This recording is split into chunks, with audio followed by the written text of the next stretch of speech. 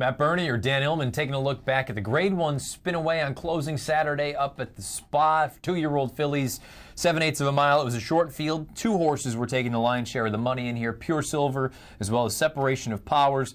The problem was they both looked like they were going to be the speed going into it.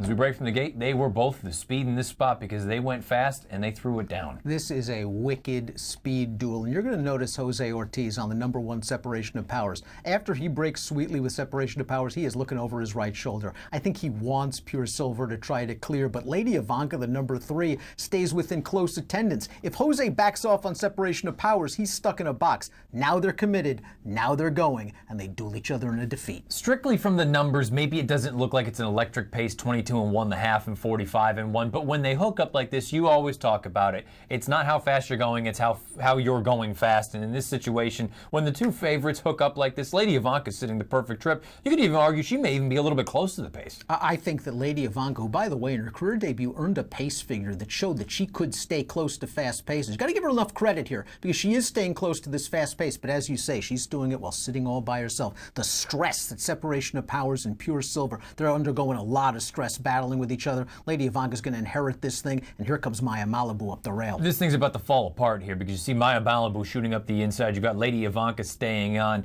and the 2 favorites, they're just ready to fall down at this point. They're exhausted. Maya Malibu, the problem is a lot of people, I think, or some people, look at this and say, wow, look at how well these 2 horses finished. They weren't finishing well. It was an optical illusion. The other 2 horses were stopping. It was fast, early, slow, late race. Lady Ivanka dug down. Maya Malibu, you could argue that with the ground-saving trip that she got in here, with that fast pace up front, with Lady Ivanka being close to that pace and making the first move into that pace, she probably should have gotten up. The fact that she didn't makes me think maybe she's not that good. I agree with you there because Lady Ivanka gets the job done. Maya Malibu runs second.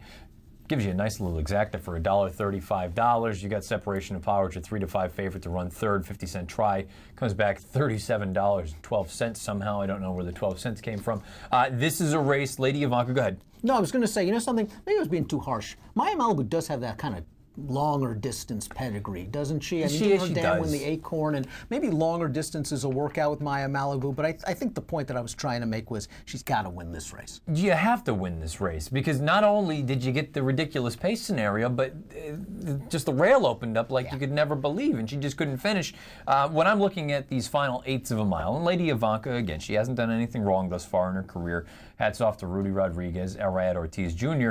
When I look at these final 8s, and I'm seeing 14-14, 14-10, 14-47, 14-91. I expect it from Separation of Powers and Pure Silver. I don't expect it from the top 2.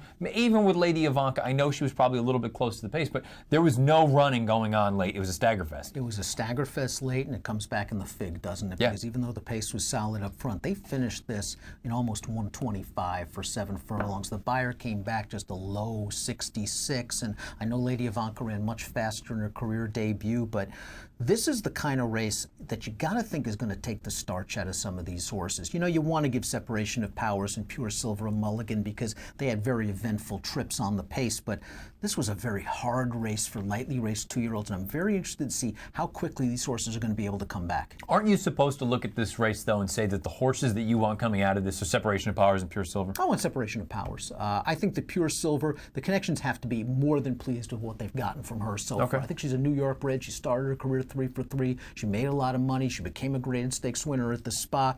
I think here she was kind of exposed a little bit. I mean, really? She's outside of Separation of Powers. She's dueling with Separation of Powers. She has the experience edge. She's got the outside. She's the one sort of hounding Separation of Powers throughout, and Separation of Powers had her number in mid-stretch. I was a little bit disappointed that Pure Silver couldn't make it a little closer with Separation of Powers at the end of this race. I think Separation of Powers is the horse she was supposed to take out of this race.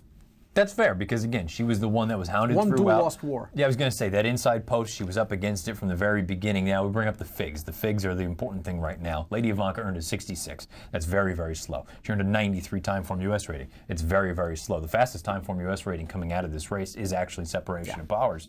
The problem is, when we're thinking bigger and better going forward, to me, in my opinion, right now, these girls cannot step with the West Coast girls. Oh, I don't think they can. I think that's the same case with the Colts as well. Separation of powers will be very interesting to see if Chad decides to run her back in a race like the Frizette. You'll be able to stretch her out. You probably won't have a pace situation like this.